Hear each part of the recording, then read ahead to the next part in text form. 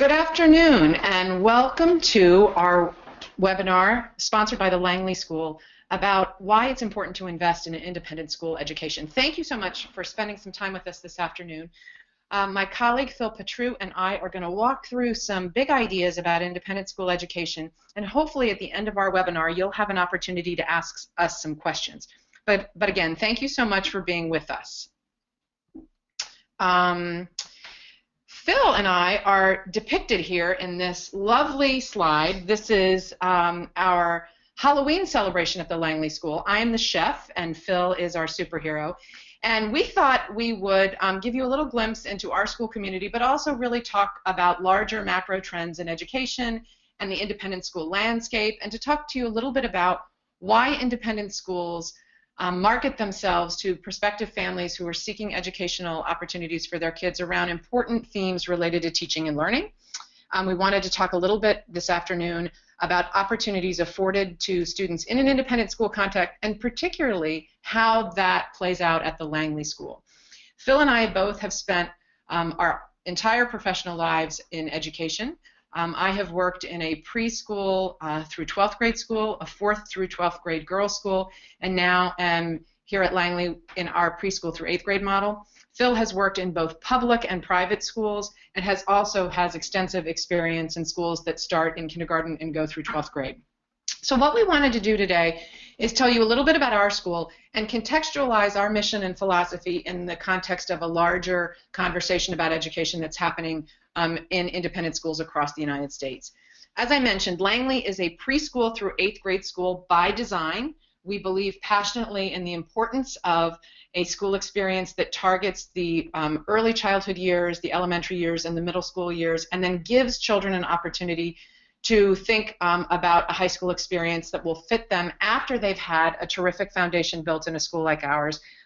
And we are located in McLean, Virginia. 50% of the students at Langley are girls and 50% are boys. We have a very close student-teacher ratio, 7 students to 1 teacher. That doesn't mean that there are 2 teachers in every single classroom. It just means that there are a lot of teachers who come in as specialists, who offer resource support, and so our students get a very customized and individualized experience. 38% of our student body is diverse by their self-designation, and that's an important part of how we build an inclusive and really unique community. And I would say Langley's philosophy is very much that we put the student, teacher, and parent relationship at the center of all that we do. What I'd like to do for a few minutes is talk with you about what the trends are in the educational landscape writ large. And this graph is taken from a book that is produced by our accrediting and national organization, the National Association of Independent Schools. And what they have done is really look at what are the skills that the students who graduate from college are going to need in their professional lives once they leave college. This study actually looks at what students may need after they graduate from high school, but the reality is our students that go to independent schools are going to leave us and go to 4-year colleges and then enter a workforce thereafter. So if you look at what this graph suggests, it is that students, the employers of choice, the HR directors, the executives that are recruiting talent out of college, they are looking for the competencies that you see represented by the purple graph at the very top of this picture. They need students who have terrific oral communication skills, are skilled members of a team, they know how to collaborate and work on projects and produce intellectual work in teams. They have a high degree of professionalism, a very strong work ethic, excellent written communication skills, and the ability to think through problems and dilemmas and solve problems with a great degree of acumen around critical thinking and analysis. These are the skills that the graduates who will be occupying jobs of the future need. And so what independent schools have done really is develop curricula and pedagogical approaches to teaching and learning that ensure that we're developing these skills at a really sophisticated level and that our students leave and enter college ready to take on pretty sophisticated intellectual work, and so that transferability when they enter their first job that they rise to the top of who an employer would seek to bring to their company or to their nonprofit because they're ready to do work that the job is going to require. Looked at in a slightly different way in the education sphere, this is how we think about what our students are going to need as sort of the 21st century outcomes of student learning and achievement, and what are the requisite support systems that schools have to offer students in order to achieve that. So if you look at this graph, which comes from the Partnership for 21st Century Learning, the core subjects are really what we traditionally think of the 3 R's, reading, writing, and arithmetic, but layered with other 21st century skills that we saw on the first slide, related to the ability to write well, to really think through and resolve problems that have complex solutions in a way that expresses deep, granular understanding, the ability to transfer those skills to novel situations, and probably now a much higher and greater degree of interdisciplinary expertise. The walls of our traditional siloed disciplines have fallen away, and so much of the work that students need to do is interdisciplinary so that they can see connections both within and across disciplines. The outer circle represents the other skills that they have to have beyond sort of traditional academic skills. Life and career skills are increasingly important. We know that the networks of how students will find jobs and find meaningful work have shifted. And we also know that in addition to critical thinking, their communication, their creativity, and their collaborative skills will be important. And all of this must be mastered in a context of information, media, and technology skills that are exploding. So I share this because it's important to recognize that this is what independent schools really target. Our curricula and programs are designed to develop these skills in explicit ways. And if you look at how students describe and self-report on their capacities in these areas, this slide represents an important study that again was done by the National Association of Independent Schools that looked at students who have had an independent school education, how they rank themselves in terms of how their education contributed to the development of all of these skills. You see them all here. Learning independently, speaking effectively, using technology, all of these things. The purple bar represents National Association of Independent Schools, private schools, and the orange bar represents public. And there's a huge delta between students who have had the real benefit and privilege of attending an independent school, how they perceive their ability to compete in these areas. And I share this because that's what families who are making the investment in an independent school are providing for their children. Not only the exposure to that kind of rich curriculum, but also graduating students who have confidence that they can enter the workforce and really put these skills to good use once they have left us. So just in summary, when you think about sort of this from a larger lens, independent schools are really in a very unique position that they can design learning experience for their students and create learning environments that focus on the right knowledge and skills. We can use design thinking and other collaboratory, participatory kinds of approaches to learning that a lot of schools in the public sector just can't. They're under increasing pressure to meet important benchmarks through standardized tests. A lot of their funding depends on how students do on tests, and our schools are just structured differently. At our school, Langley, we are really working to develop a fully comprehensive sort of preschool on up through 8th grade inquiry-based approach, which is about teaching students how to think and ask the right questions so that their learning is not rote, it's not regurgitating facts and formulas. It's about thinking in a very nuanced way, teaching for deep understanding and that transfer to novel situations that they might not have encountered. Our professional development that Phil is going to talk a little bit about with our faculty is designed to promote this expertise in our teachers, and all of our resources can go to creating the right kind of intellectual environment for the students and not getting caught up in some of the bureaucratic hurdles that a lot of public schools face around benchmarking through standards of learning and other types of assessments how their students are doing. So Langley is firmly situated in this tradition of innovative really student-centered pedagogy. And Phil is going to talk to you a little bit about how some of that plays out in our school. Thanks, Elinor. The next few slides will take a couple minutes and talk about what that means and what it looks like in a classroom, especially in an independent school and here at Langley. One thing I think you'll find is that you'll see attentive teachers, really in tune with the kids' needs, and their wants and their desires for their own learning. Teachers with a really deep knowledge and respect for kids' readiness levels and their interest levels. You're going to see resource experts able to go into the classroom and support in literacy and mathematics. And importantly, you're going to see really strong parent-teacher relationships, because families who select to come to independent schools are here on purpose. They've shopped, they've looked around, and they want to be here, and their kids want to be here. That makes for really great relationships. At Langley, we talk a lot about what we call the arc of development and achievement. And what that means for our families and our kids, that we are experts in that area, from preschool all the way through grade 8.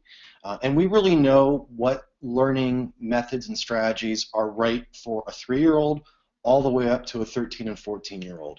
And what's not only right, but what's appropriate and really helps retention, and not just quick recall of facts or figures, but learning that sets them up to be successful moving forward. You'll hear quite a bit in education, if you look at other schools, public or private, the term differentiated instruction. At Langley, we use Carol Ann Tomlinson from UVA, her definition. And our teachers, when we design lessons, think about the individual learner. We think about the kids in front of us. We're very fortunate to have small class sizes, ranging anywhere from 12 to 18 students, and because of that, we know our kids well. So our teachers will know the learning styles of our kids. They'll know their readiness levels, where they're able to begin their learning. We know their interests, and we know their personalities very well. We take that into consideration, and then we develop our content.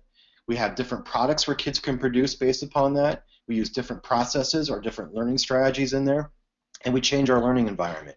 And so how that might look, science is kind of easy. You think about design challenges, where you walk into a sixth grade classroom where we're challenging kids to design a contraption or a project for an egg fall, and making sure the egg drop from 2 stories doesn't crack. But we don't tell the kids how to do it. We give them the materials, but it's up to them to collaborate, to work together, and come up with their own design. In lower school, you can even apply that same principle of differentiation in literacy, in writing, where the teacher might talk to the whole class about opening with a great lead, or great summarizing, or great conclusions. However, kids are then allowed to go back and write on things that interest them, and not just say, write about your summer, or write about what happened over the weekend, but we're allowing kids through their own interests and learning styles to self-select and then apply what they're learning to interests that interest them. Dr. Scully had mentioned our professional development, and I really think at Langley we are doing an incredible job. Our teacher culture here, I think, is second to none. And in terms of really modeling lifelong learning, it's a group of faculty who really believe, we believe there's a combination, there's an art to teaching and a science to teaching. And the science is the research about how kids learn, and then there's the art of how we present that to our students. There's been a few studies and articles, actually quite a few recently have come out. One in particular by TNTP, which is the New Teachers Project. It was featured in the Washington Post this August about professional development, kind of giving it a bad knock in terms of schools just doing 1 or 2 days or not really getting a big return on their investment. The magic number of hours that people kind of talk about that's out there in terms of schools is getting teachers to 50 hours of meaningful professional development. We are at that and beyond. So you can see depicted in this slide is some whole group instruction. Our teachers working and talking about essential questions, talking about differentiated learning, working in departments, working in small grade level teams, really pushing their thinking about what we can do to move our kids. So we do whole days, we do grade level meetings, we send teachers to workshops. But it's ongoing, and it's meaningful, and it's relevant.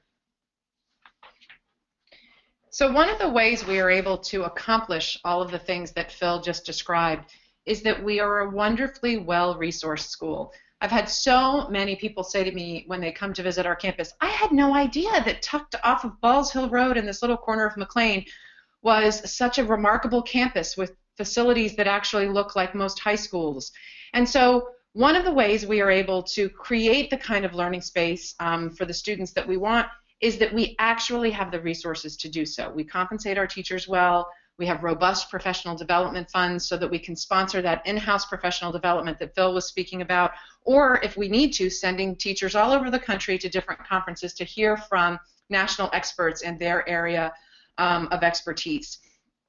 So one of the things that we really pride ourselves on is our ability to create an environment that meets students where they are and gives teachers the resources they need to do all the things that Phil just mentioned in terms of differentiation.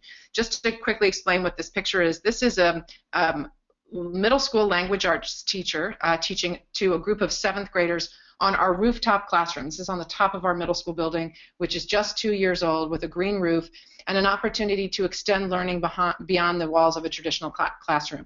That's one way you can see how our teachers and our campus are resourced. We have an extraordinary performing arts center with a state-of-the-art theater, a band room with particular acoustics that allow us to do all kinds of practicing for the band and the jazz musicians in a way that won't impinge upon the studies and activities of the rest of the building. Students in this context get tons of opportunity to work on skills that are often referred to as softer skills like public speaking, which actually we know they need. So our 8th graders, by virtue of being the oldest group in the school, have many, many opportunities to get up in front of their peers and in front of each other and lead conversations, lead service projects, lead conversations about our core values. I just had lunch this afternoon, right before I did this, with my advisors to the head. I have 8 middle school advisors to the head who come on a regular basis to offer me advice. And we were processing how the middle school show went. And they were saying it was such a remarkable experience because it is entirely student-directed. All of the tech support is offered by students, hair and makeup, set designs. And I think for them, it just gives you one way of seeing how a program can really scaffold to the individual and different needs of students and yet give them opportunities to be upfront and in charge as leaders in ways that they wouldn't get in another school environment. And obviously we are located in the nation's capital, which gives us an opportunity to take huge advantage of the sort of natural learning lab that surrounds us, and so we were able to take students off campus frequently for field trips and other kinds of experiences. When people talk about Langley, and when I came here as the head, everybody went to great lengths to explain to me what a remarkable community we have. And I think when you think about an independent school, this is one of the other ways that these institutions distinguish themselves. Every school has a unique community, but our community is one that we build consciously through our admission process. We are building our classes, we are building a community of parents who are interested in our mission, who believe in preschool through 8th grade education, know the value of getting those foundational years set properly, want to give their children an opportunity to build rich relationships and for the parents to find extraordinary partnerships with other parents, and then let their 8th graders seek a high school that fits them at a time when they are cognitively and emotionally ready to make important decisions about the kind of intellectual experience they want to have for high school and the kind of learning environment they want to occupy. So through our admission process, we really seek diversity and composition. We do not have just one type of family that seeks Langley. We have people that believe in our values and our mission and come together in a really diverse way to build a community that is strong because of our differences. We have rich ethnic diversity as well as financial diversity. I think when people think about independent schools, they often get nervous because it's an expensive commitment to make for your child and for your family. But we have robust financial aid resources that we use to try to make this a more accessible experience to a broad range of people. And we know that for a learning environment to truly be excellent, it must by definition be diverse. Children need to be surrounded by different kinds of students and adults who think differently, that push them, that pose questions, and ask them to think about the world in new ways. But within that great diversity, we have some core values that we all embrace. And Langley has some values that I think are really remarkably unique and powerful, and research continues to suggest that some of our commitments really bear fruit with regard to the students we produced. So one of our values is a commitment to social and emotional learning, and that is the idea that academics alone will not prepare you to be successful in life. That in addition to a fine mind and a finely tuned intellect, you have to have the capacity to get along with others, to be able to regulate your emotions and identify them, to solve problems, to work with different types of people, and that we want, and that the children that we graduate will have that capacity to work well with others, to stand up for themselves, but also to be able to walk in someone else's shoes and to have empathy for how other people move through the world. We also believe that the relationships built during these foundational years are transformative later in life, so that the bonds of friendship that occur for students, relationships that sometimes begin when they're 3 years old and continue all the way through their 8th grade graduation. I was in, again, my advisories with the head this morning. There were 2 students in there who said they'd been friends since they were 2 years old, and they're 8th graders now. And they were finishing each other's sentences, they were laughing, they were talking about the intertwined nature of their lives. One of them said, my grandmother loves her more than she loves me. And so it's just that kind of relationship that allows you to find full expression of who you are in a supportive place. And then obviously all of the families that come here want to develop a group of young people who are truly citizens of the world, prepared to make a difference and do good. And I think that's an important part of who we are. And that's not something you'll necessarily get from the website. I think you have to come on campus and meet some folks to really understand that. So ultimately, Langley's belief is that if you invest in a rich and challenging and appropriately scaffolded, dynamic set of learning experiences in the foundational years, you really set the stage for everything else that comes later. Our students often join when they're in preschool. They stay with us all the way through 8th grade. And in doing so, we are giving them the foundation that is truly the platform from which they spring into high school and college and find great success and fulfillment. So, you know, obviously this slide says it all. We really do believe that if you get the foundation right, anything and everything is possible. And it is a very unique and different model to see a school that commits to those years exclusively without allowing the high school to kind of eclipse the conversation about what should be going on. So we're hoping that this webinar has given you some information not only about the larger independent school landscape and what one might get from an independent school education, but also a little bit of a sense of how Langley has situated itself in our program in that larger context. We know that there are terrific schools in the greater Washington, D.C. area. Many of our peers offer great programs, and we're also blessed to have terrific public schools.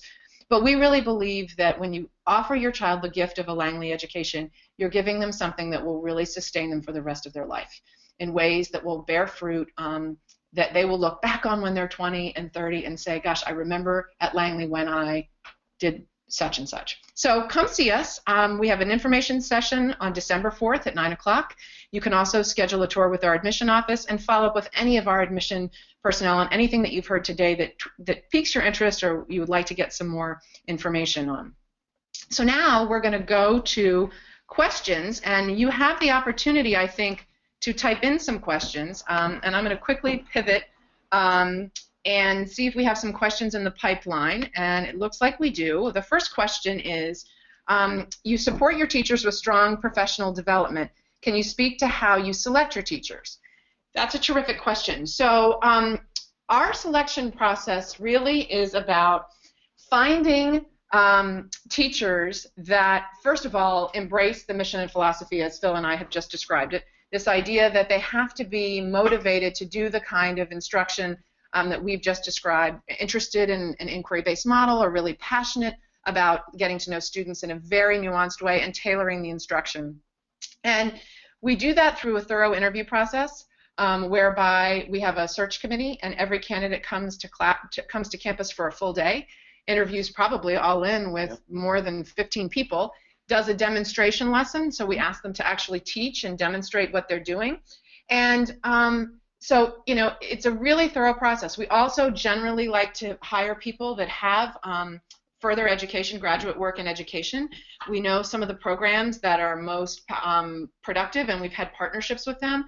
And we see hiring as a year-long process. We don't wait until someone says, hey, I'm going to graduate school, or I'm relocating. We actually begin cultivating relationships with search agencies and graduate schools of education so that we're constantly looking for talent in the pipeline as a way to get the best people here. Yeah, one thing to add too, I think an advantage of independent education is that you have a national pool to select from, whereas state schools, public schools are often tied to certification, local agencies, and so on.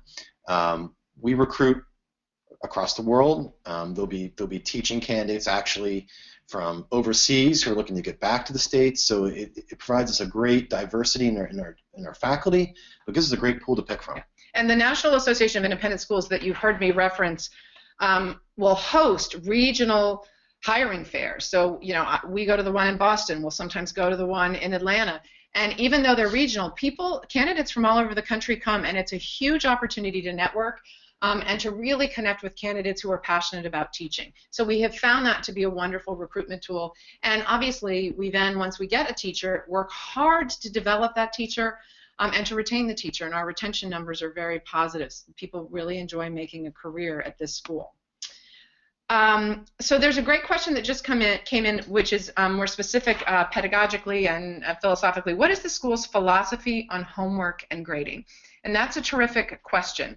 So one of the things that we feel about homework for certain is that homework has to be something that extends and deepens the learning or prepares students for some work that they are going to do the next day. The concept of sort of homework for homework's sake, or busy work, or doing endless amounts of worksheet, which is something I will confess that was part of my growing up and experience in school, is not what we do. So homework has to have a defined purpose. It has to either reinforce learning or allow students to go deeper in their learning and to be prepared for a lesson that's coming up. We calibrate the amount in a developmental way because we know that there is a point of diminishing returns with homework, and there's a point at which if you've done too much, you're actually not retaining the important lessons and takeaways. In terms of grading, we really believe that grading is about offering students nuanced feedback on their learning that will help them to deepen their competencies in various ways. So there are both letter grades that are assigned, but also it's much more about the narrative feedback that we offer students both on assignments and at report card time, at parent-teacher conferences, that allow students to really understand how to make improvements, how to recalibrate some of their work. So yes, we have traditional grades in the upper elementary school and middle school, but I would say our philosophy is much more about creating moments where we conference with students and give them detailed feedback, and that's the beauty, obviously, of a school of our size, is we are able to do that because we don't have 25 kids in the classroom, and students will get a lot more individual feedback. Yeah, the key word that Dr. Scully said there is feedback, and I think homework and grading, our philosophy here, we use that as a way to give feedback to kids so there's no surprises that happen in a class of 25 or 30 kids. Our kids are constantly revising, editing, collaborating together.